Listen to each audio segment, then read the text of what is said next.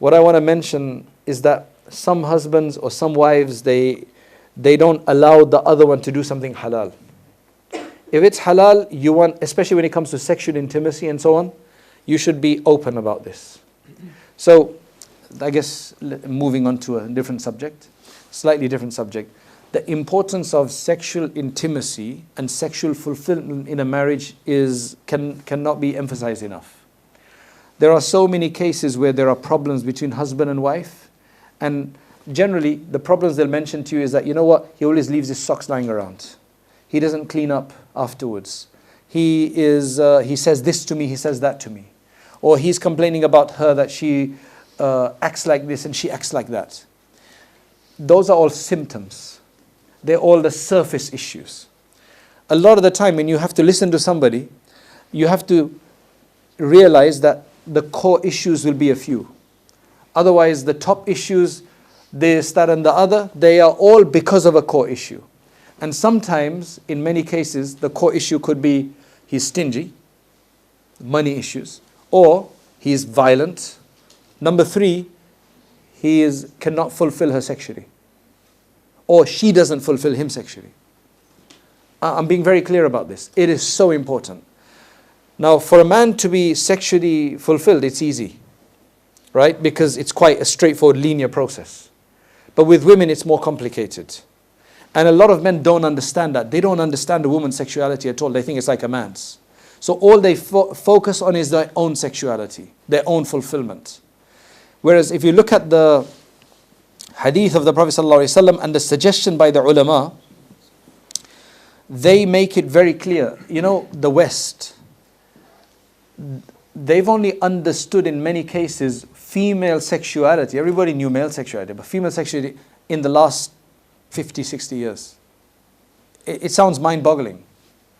But seriously, they've only understood in the fight. I mean, women used to go, 1920s, 30s, they used to go to the doctor for anxiety problems. And the doctors used to use their fingers, not in a sexual way, but basically to relieve their frustration. And this was a task. It was not like some kind of sexual thing. This was a task. So they invented this thing to make their job easier. And now it becomes a sex toy. They just didn't know. Female sexuality was, I hope I'm not wrong about this, but it was discovered 1940s and 50s as to what exactly is it and so on. In Islam, this was clear from before. In our tradition, you've got books on sex education in Arabic and so on. Ibn Sina and all these other people, women's sexuality is very clear. I'll show you. Here you go. This is Ibn Qudama al-Maqdisi, a great Hanbali scholar who died in 1223. That's 800 years. Ibn Qudama al-Maqdisi, in his book called Al-Mughni, famous book on fiqh, right? 620 Hijri, right? 1400 we're in now.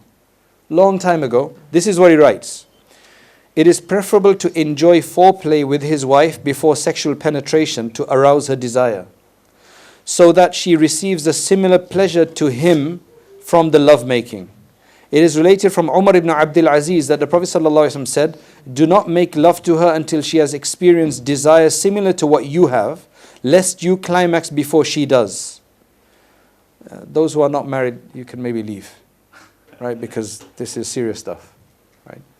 This is all in the book, but I've some readers before I published, they said this may be sensitive for some non-married couples, non-married people. So I put a disclaimer there that, but it's in the books. It's in the books of Islam, right? And you're mature enough, you should know this, so you don't make this mistake. I asked, is that on me? Like, the man is asking, is that my responsibility to make her satisfied? He said, yes, you should kiss her, feel her with your hands and touch her. When you feel that she is aroused as you, then you should make love to her. Then Ibn Qudama continues later on. He says, if he finishes before she does, it is undesirable for him to withdraw from her until she finishes too. Based on what is related from Anas ibn Malik radiyallahu anhu, the Messenger of Allah sallallahu alayhi wa sallam said. Now this is a hadith that's related in the Musnad of Abu Ya'la. He said, when a person makes love to his wife, he should do so well with sincerity, which means affection, compassion, love. If he does fulfill his desire before she fulfills hers, he should wait until she finishes. That's the end of the hadith. Then Ibn Qudama carries on. He says, also because it is harmful to her and prevents her from fulfilling her desire. Can you see how clear and explicit this is in our tradition?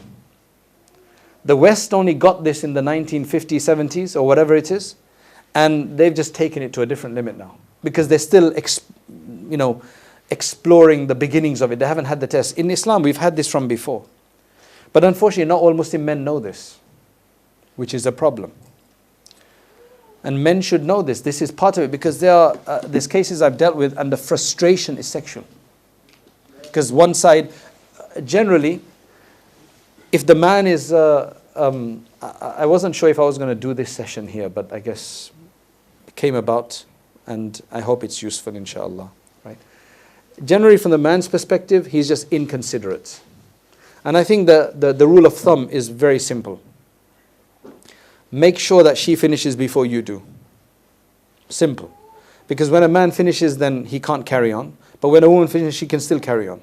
That's the sexuality of men and women. All right? There's lots of studies on this. There's lots of studies I can't go into all right now because that's not the point. We'll have to do a special session for that. Right? But from the woman's perspective, the challenge is this.